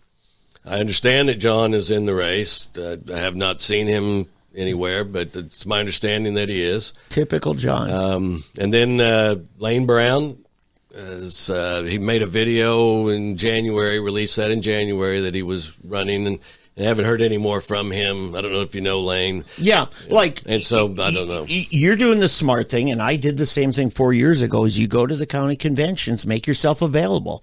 Last week you were in Oklahoma County, right? And you met up with some friends of mine. They talked to me about it. So those are the kinds of things that say, "Hey, I'm serious about. I want your trust," and somebody will shake their hand, look them in the eye. So, and you're not going to get to everybody. That's why we have the camera here. Right. We won't get to everybody. I was in Duncan Thursday, left here at 12:30 in noon, and got home at 12:30 that night. I was going to stay over, but I didn't want to drive the turnpike. Okay, now mile-an-hour wind. Our friend Gary Jones will say the road's just as far coming this way. Well, it was the wind that changed it, there you go. I didn't want to drive a turnpike 50-mile-an-hour crosswind, and so I came on home, and I knew, once you get on the road, you're fine, and and I got to see some of the eclipse as well, so that was sort of a bonus. And then we were somewhere else earlier in the week. And what we'll do, the conventions are going to be wrapping up pretty quick, but we'll set up some tours out in the counties, try to go out and hit 3 or 4 that are contiguous or close by. Yeah, some of the clubs, right? In the clubs. But I'd like to get to as many counties. When I was president of the County Officers Association in the late 90s, I made it to 58 courthouses. I wanted to do all 77, and I didn't make that, but I have been to 58 courthouses. I've been from Black Mesa, actually west of Black Mesa, up into Kenton. I'm not sure if you know about Kenton, but it's like stepping into... Yeah, I've been out there. They're on mountain time, even though they're not across the line. It's kind of interesting. Yeah. Kenny Bob. Yeah. But, it was great. It was really neat being out there. Went out to Black Mesa, and then, of course, been all the way down Beavers Bend and whatnot. And I've ridden bicycle from Texas to Kansas 5 times in the old Tulsa World freewheel. Oh, rides. I remember that. I was a lot younger then. But, yeah. So I've seen Oklahoma a lot, and I love Oklahoma. I love the Republican Party, and this is a passion, and I am going out asking for people's votes because I am serious about it. I think that this is a critical time for the party. We have to become more functional. We have to get back together, at least to some degree. We're going to differ on some candidates, some policies, and those kind of things, but we are still Republicans. We have common goals, and one of the unifying issues that I see are open primaries, and I believe that the entire party can coalesce around this issue of this Oklahoma United group that wants to open our primaries up to Democrats and independents. Well, I think they want what I call, Steve Bias and I call a jungle primary. Exactly, California-type jungle primary. Now, an open primary, you still have Republican primary and Democrat, but... Well, and you're right, that's a great point. Yeah, the Democrats allow independents to vote in theirs. We won't allow independents to choose our nominee. Right, we have to opt out of that every election. It's an opt-out. Yeah. And so we have to send a letter to the election board secretary each year. Yeah. But that's exactly right. It's a jungle. They'll put everybody on one ballot. They will identify them by party, which is a little different than how they do it in Tulsa. They don't even put party affiliation. That was the death of GOP in Tulsa, the city. I know that Brent Van Norman, I think, has that top agenda item of his to try to get that changed back, which required charter change. And so I've asked him also to sit on committee that we're building to. I asked Dewey when I was president of Terra. I asked Dewey. I said, "Will you serve in the lead of changing that?" And he said he would. Dewey Bartlett Jr. So even though he's the one who brought it into the city, Sally Bell called him on it when he repented. She said, "No, it was you, Dewey, that pushed for it." I guess sometimes things sound good at one time. The Chamber of Commerce friends can talk you into things, and Dewey's not immune to those kinds of influences either. But I just want to let you know, you make Dewey make good on his commitment to me. Well, and I'll come with you if you need to. I have a picture of my mom and her friend at our house in probably about 1970, and there's a coffee table and a coffee and all the stuff set up, and the sign on the wall behind them says, Bartlett, Nixon needs him. And this is when he was running for U.S. Senate, and he came to our house. I loved Dewey Bartlett. Senior. You know, I was in fourth grade when he was elected. Mm-hmm. These, you know, it's odd for a kid that age, I guess. These were my heroes. Mm-hmm. And I got to see him when my cousin graduated at OSU. Sure. He spoke after a deluge downpour. It was out in the football field. And then I was crushed when he was defeated by David Hall in the closest election in Oklahoma history in the electoral race. Now, Dewey never should have happened. Dewey Bartlett Sr. has one claim to fame. It was the one time Oklahoma felt secure enough in their denominational identity that they were okay with a good Catholic being governor. We'd never allowed a Catholic before then. Since then, we've had Frank Keating, and so I just want to let you know. No, and I think that John Kennedy may have had some influence in that. I think you're right. Possibly, I don't know that, but I remember that being a bit of a factor in that race. Yeah, he was a Roman Catholic. Yeah, Mark Costello was the one that told me that. Because he was Catholic as well. And I remember at the time that it was talked about, but he was. It's just such a great guy and then a great senator. And, of course, he followed Henry Beltman, who, I love Henry Beltman. Now, Henry was a little less conservative than Republicans today. I'll say. But I would always say in those days, because we were the minority, that he was the closest thing to a Republican we could elect in Oklahoma. And so at any rate, he paved the way, 62, first Republican governor. Anyway, so you were serving in public office as a young man at the time the Democrats started on their slide down. And corruption was a considerable part of that. And my concern is, we're at a point, Republican Party, we control enough things that we're going to take the blame and probably should take the blame if things aren't working right. And when you've got elected officials with an R after their name, but they're not serving by the high principles that the party stands for, I think there's a place for the party to say, hey, correct yourself. I believe that's true. There's been debate about that. But I believe that's a role for the party. People tell me the party's not relevant anymore. I think we all agree on the principle. It's the carrying it out. What is the right way to do it? And sometimes it's simple. Hey, let's go have coffee and talk. And we don't need to make a big show of it.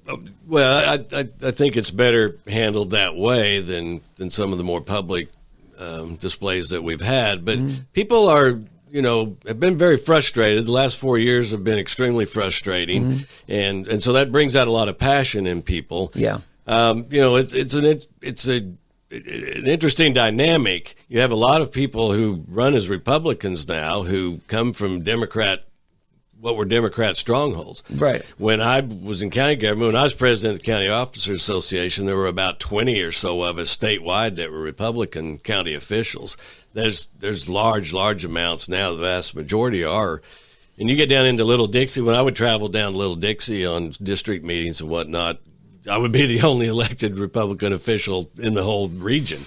There were none down there. There were no Republicans, right? But we find out, they were conservative. And I knew they were. They were conservative, but it didn't make them dislike us. But now they're the flag bearer of the Republican Party when it comes to values. They are. So as Tip O'Neill said, all politics are local, and so some of these some legislators are less conservative, more moderate or whatever, and they're coming from districts that are kind of that way. I think that we have to be somewhat careful because, the people that live in the district are going to decide these things and at the ballot box, and those voters, they make the choice. But I think the state party needs to be giving out a strong message on the conservative issue that we want. Yet at the same time, we've got to be content if we can get a Republican in Del City or Turley. They might not be as conservative as Edmond or Broken Arrow.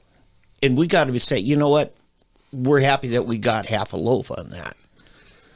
It's tough when the base comes largely from the hard left and they want everybody to be as hard left as them and still get elected. in Del City or Turley. Right. You know, it's a finesse thing. It is, but you have to deal with with what you have to play with. Yeah. And so, you know, the Republican Party is changing and has made changes, and it has shifted to the right a good deal. The participants in the party today that are showing now, not necessarily across the electorate, but inside the party apparatus, inside the party itself, has shifted pretty far to the right. How do you identify it? Fill that out. Elaborate on that. Where's it? How would you describe it now in the way it's changed? Well, put you on the spot. You're right. Well, it's hard to identify. I mean, but they're very much. We used to be very anti-union because we were forced in many employment positions, but now Trump is comfortable with the Teamsters, and so you know Trump is the big mover in this movement, and so the Democrat Party have left the working man behind. There you go. And so he and she have come to us, and that has changed the dynamic of the party, and they're more, you know, conservative or whatever you want to call it. They're less, you know, they have less appetite for taxes.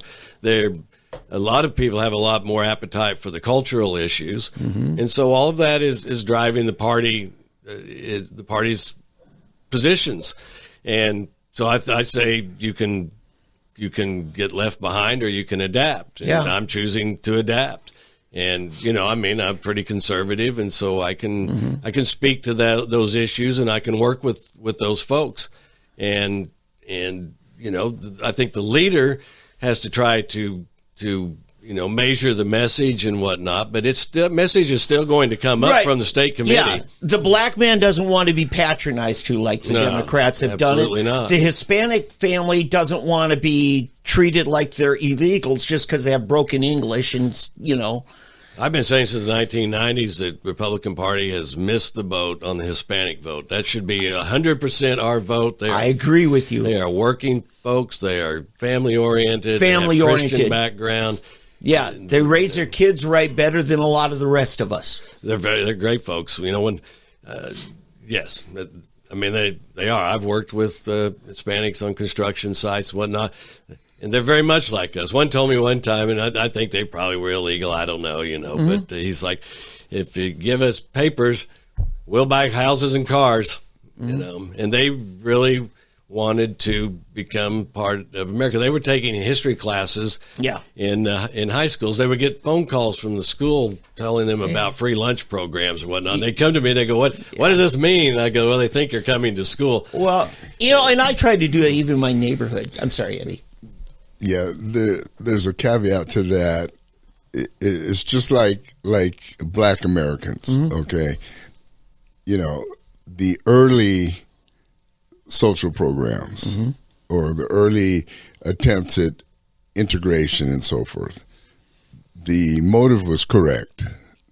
The outreaches were correct. But then you have that next generation, and you have people not necessarily in the populations that are trying to be helped, but you have the people at the top that see a way of capitalizing on that. They don't want the problem to go away. What we call you're right. Right. It's always great to have and so that's what I'm saying. So that's what really ends up corrupting immigration. In other words, the whole thing of just Katie bar the door, just let everybody in. It's not about the people who may legitimately become good citizens, bringing them in, and we need the workers. Nobody's arguing about that. But the Democrats see voters, and they see turning them in to the people that are going to turn us into a socialistic country, because we're going to start feeding them all of this stuff and make them basically robots. And on the plantation. On the plantation, right. That's right. They're going to be at our mercy. They're going to have to take our welfare. They're going to have to take our this or this. And eventually they won't worry about work. Yeah. And we're going to turn it into all of these hardworking Hispanics are going to turn into a bunch of project living Americans, just like the black community. You'll have Ukrainians, you'll have Russians, you'll have Asians. You name the ethnicity, and they're all going to be a bunch of white people riding that train these days. Exactly. Like, for example, I'm in the insurance business, and I call disability insurance or disability payments the white man's welfare. I mean, I can't tell you, black people are on welfare, and the white people are on disability. I can tell you from the age 20 to 40 how many white people I know that are on disability. They start collecting the disability check. They don't have to work. I've got this and I can't work. And it's just, for some reason in their minds, I can't take welfare because that's beneath me, but I can take this disability check even though there's nothing really wrong with it. Doesn't have the same stigma. Right, exactly. Churchill that said, eventually, when people the majority figure out they can vote to have the others support them, and that's when it begins to fall apart. Exactly. So that's my only issue with going too far down that road of wanting to accept the whole immigration thing. Well, no, don't misunderstand my comment. Right. It's not about that. But there were lots of Hispanics here. Now, of course, Reagan, he gave the amnesty back in the 80s, so there were a lot of people here who became legal. Yeah. And a lot of those work. But the working folks and whatnot that need to come to the Republican Party. Oh, yeah, we need to continue continue to push this message of work and prosper and grow. And some of the greatest clients that I have in the country, there's a lot of patriotism lost in the country today. It's about me. Yeah. There's a lot of me out there, and a lot of that comes from the Democrat Party, but from everywhere. And so we have to do better than that. We've got to get people back into the spirit of the country, what's good for the country. Well, people who are in it for their own power kick, they tend to, split things up and marginalize anybody who's a threat. And you know what? You don't grow a party that way. You don't grow a movement that way. You got to get beyond that, be willing to take risks, knowing people are going to burn you, but still growing a bigger tent, But on your other thing, Eddie, my mechanic speaks broken English. He has his own shop, Israel Vasquez. Great guy. One day I'm at his shop. Actually, it was just recently I was there. A couple other Hispanic guys there waiting on their cars, and I started talking to him, and I'm like learning Spanish. I'm like, okay, guys, help me out. What is this? And finally, one guy says to me, as an older gentleman, he says, speak English. It's the language of opportunity. So, I didn't realize it, but I was kind of, patronizing. I wasn't helping him. They no, you help me speak English. I'm not going to help you speak Spanish.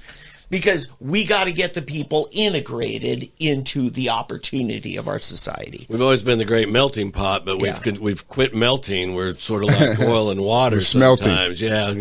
But at the same time, the little Swedish Lutheran church in my hometown, I was reading some history, and one day in the newspaper it says, for the first time, the Swedish Lutheran Church, after 40 years as a congregation, will have their first official church service in English.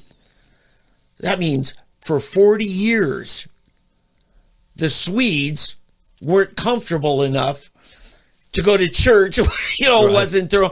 And so I'm saying, you know what? We were patient then. We need to remember that we can be patient now. So Stan, I agree with your vision. I think it's good, and I really do think you're the right guy. I don't know. The good news is we're not a broadcast network officially, so we can endorse whoever we want. We can say that. But no, I'm just tired of. I don't even know who the state party chair is, and I haven't really known who it was since Matt Pinnell left. It's Nathan Dahm. That's right. But hey, that's how Nathan, bad. you've been that scarce. I know. Answer your phone calls. That's how bad. Can you believe it's Nathan Dunn? Now, he works for Nathan, okay? That's right. I forgot. And I'm still thinking of Nathan in his role as senator. Yeah, I know. And we've had him in here, and we've talked about it. See, and I've had a lot of respect for his service as a senator. yeah, I really do. but as a state party chair, what is he doing? Well, Nathan has a great mind. He has a great mind behind the scenes. He hired me. I guess. That's good. That's good.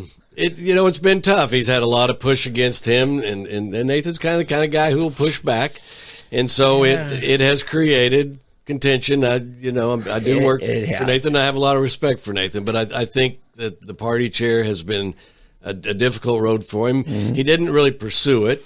He kind of was thrown into it or whatever, and so it's people push on you, you begin to get beat down, and so. I don't know. That's 2 years in the past. We're moving to May 3rd. We're going to elect a new chair, and okay. So that's the convention is May 3rd. May 3rd, and where's it at? In Oklahoma City at Crossroads Church, same place we were at last year. Okay, I want to just to say I warned you. I'm going to quote our friend Chad Alexander. When he was on the radio in Oklahoma City, he had Pam I was Pollard. treasurer of the state party under Chad. Yeah, okay. So you know Chad. You kind of have his gravelly voice, too. Yeah. But he said on the radio, he said, I want to introduce to our public our special guest today. She holds the hardest job in Oklahoma because she has to raise enough money to run the Republican Party, and only if and when she does that can she raise enough money to pay her own salary, if she gets any. Pam, I don't think ever took a salary. It's tough, but anyway, that's how hard the job is. And I think people need to understand that. I mean, I tend to be pretty patient with our big county chairmen, like, Tulsa County or Oklahoma County, because you can't do that justice as a volunteer. Yeah, Pam, fortunately, God bless her, is provided for her and everything, but I appreciate someone willing to do that. And there's been several other chairmen had to forego. The money wasn't there, it dries up. Which brings me to my last point is, what's your forecast for how we fund the party? Well, that's a great question, and that is a major issue. Yeah. And we have a couple of heavy lifts there, and I think part of it is in getting more together. Mm-hmm. We have a whole segment of the party that's not participating, even though they really are the majority membership of the party, mm-hmm. but they are unhappy with the way things are going, so they're holding back. And so I think that when people see people at the table, see what's going on, the transparency. I mean, I will open the books. As I mentioned earlier, I've had over 40 audits of my books. I'm very proud of my financial statements, very proud of my audits. I was accused recently in a private meeting that I was fired from my job and money was missing. The county treasurer can't be fired. They are the elected official. Nobody has ever accused me of taking any money. There's no evidence of that. And there is clear evidence against it by over 40 audits. Yeah. But so I'm very used to providing my books open, having them published in the newspaper. Yeah. And so I will open these books to the budget committee. Mm-hmm.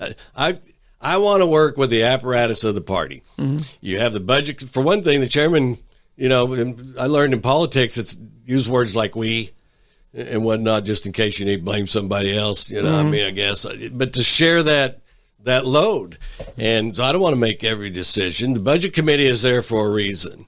And they approve the budgets, mm-hmm. and they got a right to see the books and see that the money is being spent on those items in that fashion properly, and to provide counsel and direction.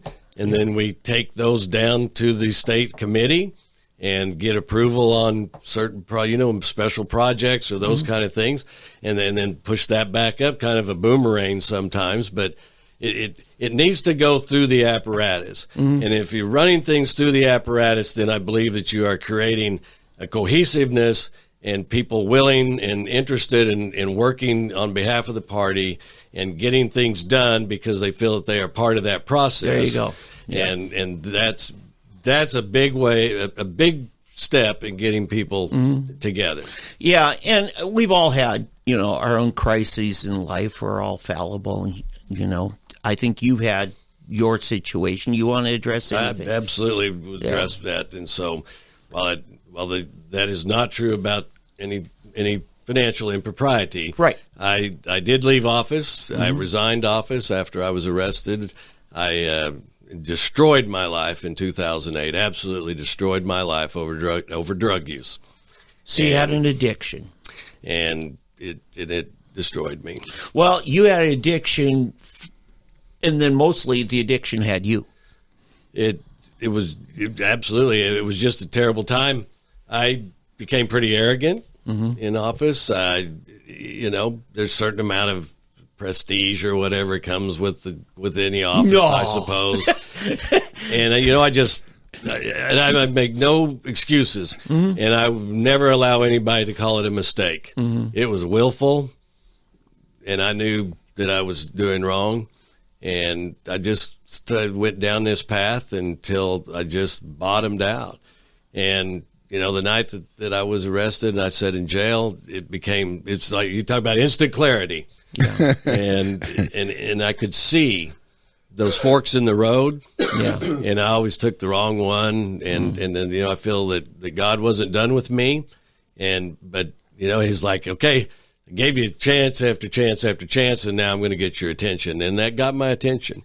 And then I spent a year in rehab, the Howe Foundation here in Tulsa. I don't know if you're familiar with the Howe or the Nazi work camp. Well, you might have come picked up stuff from my house. It's very possible, although I was fortunate. I worked mostly in the dispatch office. Well, I worked 170 months on the night shift and the detox.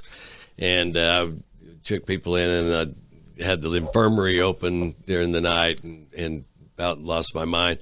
And all we had was the Tulsa World. I read every word of it every night. It was so long. Yeah. And finally, you just kind of begin to lose your mind doing that. And so then they moved me into the dispatch office where we dispatch the crews to go out to your house and tree crews and whatnot. And so I was there about a year, and that gave me a lot of time to think and evaluate my life and what I was doing. We had 2 meetings a week. They were basically like AA and NA meetings. Yes. And and they would always call on guys to speak. And most of them did not want to speak. There were a lot of head bobbing and whatnot those nights after the main speaker would end. And they called him burning desires. Speak. And so they loved me. Yeah. Because Stan's he's the closer. Calling Stan, he'll close the meeting. And so I would tell my story over and over. Sure. And it came to a point where I wanted to be inspirational. I would generally finish it with, what do you have in your life that is more important to you, worth more to you than being here? Yeah. Chasing drugs, chasing women, whatever it might be. And, is it your family? Is it your kids, your job? Find something in your life that is worth more. And I certainly found a lot in mine that was worth more. And so, I was able to come out, have a great family, of course, and so I had a good support system around me. It is not easy to come out and recover from something like that. And without that support system, my family, I never would have made it. And a few people who would take a chance on me. Trying to find a job was almost next to impossible. Yes, it is. And I could get interviews because of my experience, but I always felt I should share the story because they go, find it anyway. Yeah. And that would generally end the interviews. Sure. The guy, Daryl Baskin, you may know Daryl, he's a big realtor here. And so I got my real estate license. It was one place where you could come back. And they had trouble finding a broker. But Dennis Simler, who was the county treasurer and been a friend of mine, of course, he introduced me to Daryl and talked about it. Daryl took me in. I've been with him ever since. Who is that? Daryl Baskin. He's Dennis Simler. He was county treasurer. I know Dennis. Yeah, I know his parents, Pentecostal preachers. Yeah. Yeah, let's go. Feral similar. Dennis and I, of course, professionally have become good friends, and so he connected me to Daryl. Kudos to you, Daryl. That was in 2010. I always mention Daryl because he took that chance. At that time, I was working down on the River Trail pedestrian project. Yeah. And because that was my brother-in-law helped me get a job there, and I was a construction gopher basically, and it was tough for a guy, 52 at that time, and had lived in the county office, and now I'm out there. But we did that, and so anyway, Daryl he took a chance on me. Whether it's drugs, liquor more often is the most. Those guys were the really tough cases in the rehabs. The drug guys all kind of partying and having fun. But a lot of alcoholics really struggle. A lot of people with mental health crisis. Right. I mean, through no fault of their own many times. Yeah, I'd like to hear the end of the story. Oh, I'm sorry. I'd like you to finish your testimony. All right. Well, and so then I came out of there, and like I said, I went to work down in construction, and there was a woman who had her husband's president of the bank, and she had embezzled from the bank and actually did prison time. But at this time, she had become one of the top realtors in Bartlesville, and one day it struck me. I thought, well, how could she do that? And I thought, if she can do that, I can do that, because I had deferred sentence. And so that's how I got into real estate. And then Daryl let me manage his properties for several years, all of his listings, and that because the real estate's a very tough business to get in on. So I talk about Daryl a lot because he changed my life, and he just one of those solid people guy in my life. Yeah. And so I've been home a couple of years, and when you say home, back to Bartlesville, out of the Howe. Okay. And back home. The Howe, wasn't really locked down, but we lived there. We had a saying, I'm free to leave here anytime I want to go to prison. How long ago was that? So 2008, most of the whole year of 2008 I spent in the Howe, and then came home on Christmas Eve 2008.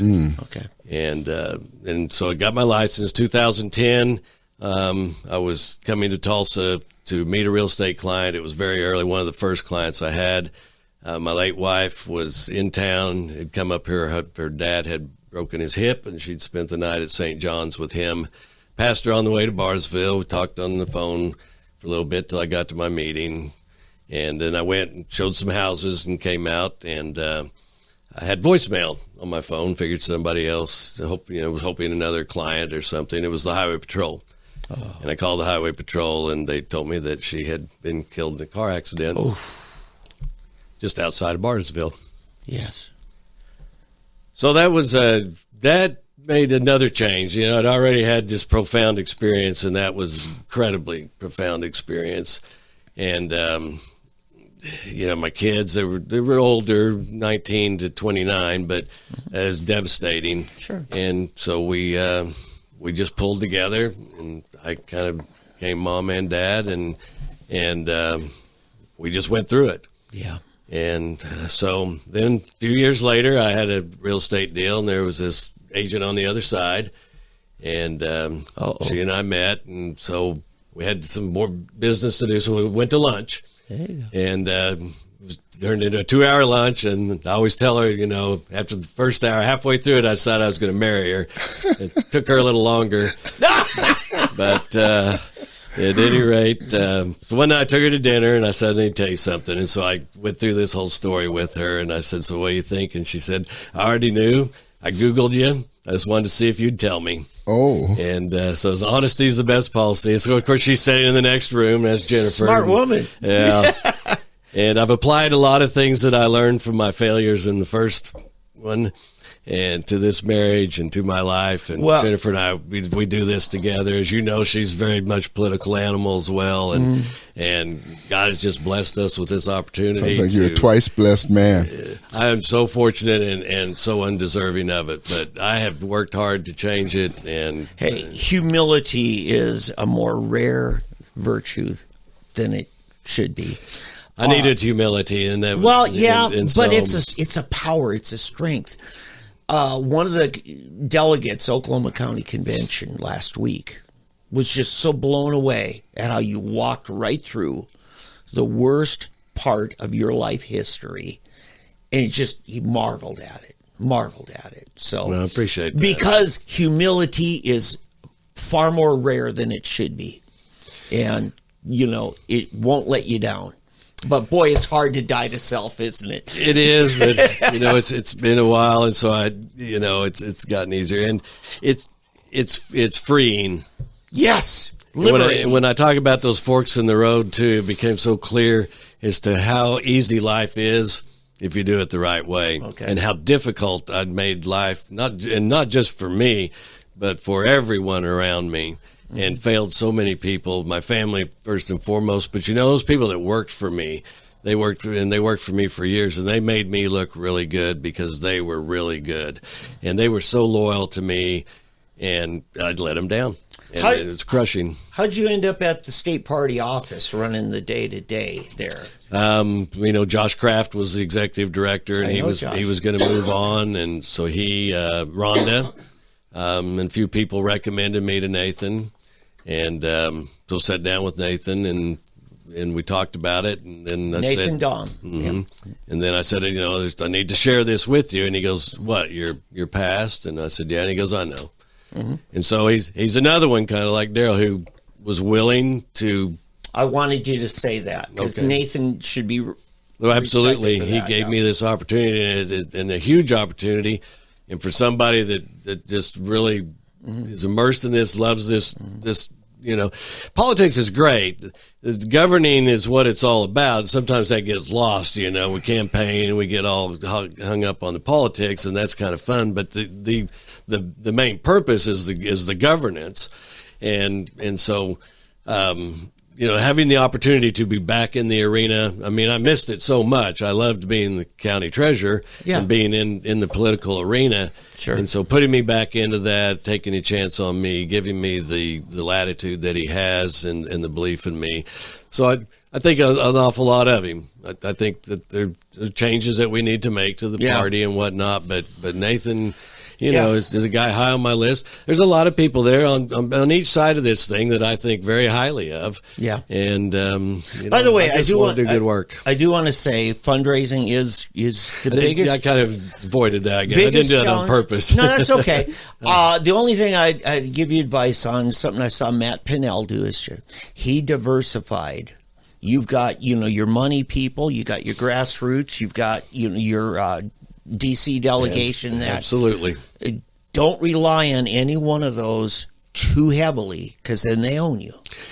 And you got to be able to have stock in the game from all aspects so that no one force can take over your agenda. Well, that's exactly right. And so, when I was county treasurer, I always kind of kept Chamber of Commerce and those things at arm's length. Mm-hmm. You need them. And in a smaller town, there were people that, were friends of mine and whatnot. But I always wanted that arm's length because, and you get this very clearly when you're taking people's money at Christmas time, that I worked for the people. And if I got too close to those groups and those things, then I would be tainted to the degree. I mean, I don't want to sound like a saint or anything, but it was a conscious decision on my part that I needed to maintain distance and to keep my focus on the people who elected me, who paid me, who voted for me, who I worked for. And it didn't matter. Obviously, I wasn't checking anybody's voter ID when they came in to talk about their taxes or anything like that. So we the people, I know that's a phrase gets used a lot. We the people are all the people. It's all the people. But we need the money people just as much as we need the door knockers. And so all of them. It's about your diversification is a spot on point that you've got to get the right people in the right places, go to people's strength. We did that in the office. And what are people strong at and what is the best thing? And then work that all as it's organizational management. Thank you. And it's something I believe that I'm very good at. And I'm very good at the money. I've been a chief financial officer for years. So now the fundraising, is tough, and we have got to raise money. It costs us, something over $200,000 a year just to run basic operations. I'll bet you'll find some good finance people who'll take that on. I've got a few things in mind there. Yeah. It just delegating. Matt Pinnell had his ad hoc committees, and had plenty of them. It gave a lot of people a chance to take on issues so it didn't all fall on him. And I think people want that opportunity. And I think if we're excluding one group or the other group, if we're not particularly tapping into the grassroots, losing the opportunity for volunteers. They'll let you know if you. Well, they're the dominant force. They are, and so we're short on volunteers right now. Yeah, but they have to respect the money people who don't always have time to show up, but they'll cut a check. Right. That'll cover the materials and signs that the door knockers are handing out.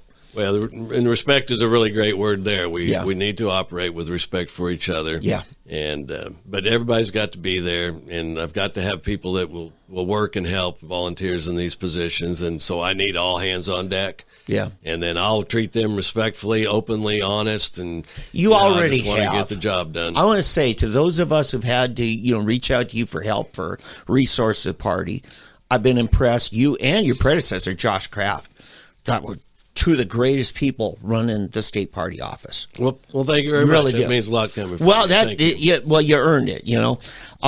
If Eddie's done that, I want you to sign off here for those who you didn't get to see at a county convention or a activist meeting group, and that get a chance to just talk to them directly into the camera there, and how to get a hold of you as well. Well, so my phone number is 918-397-5564. If you don't get me, leave a voicemail, because I get a lot of calls of people wanting to sell me dead real estate leads. So if I don't know the number, I don't always answer. But I will return all voicemails. You can text me at that as well. You can also reach me at stan.stevens, STEVENS, at OKGOP.com. If I haven't been to your county, I wanted to.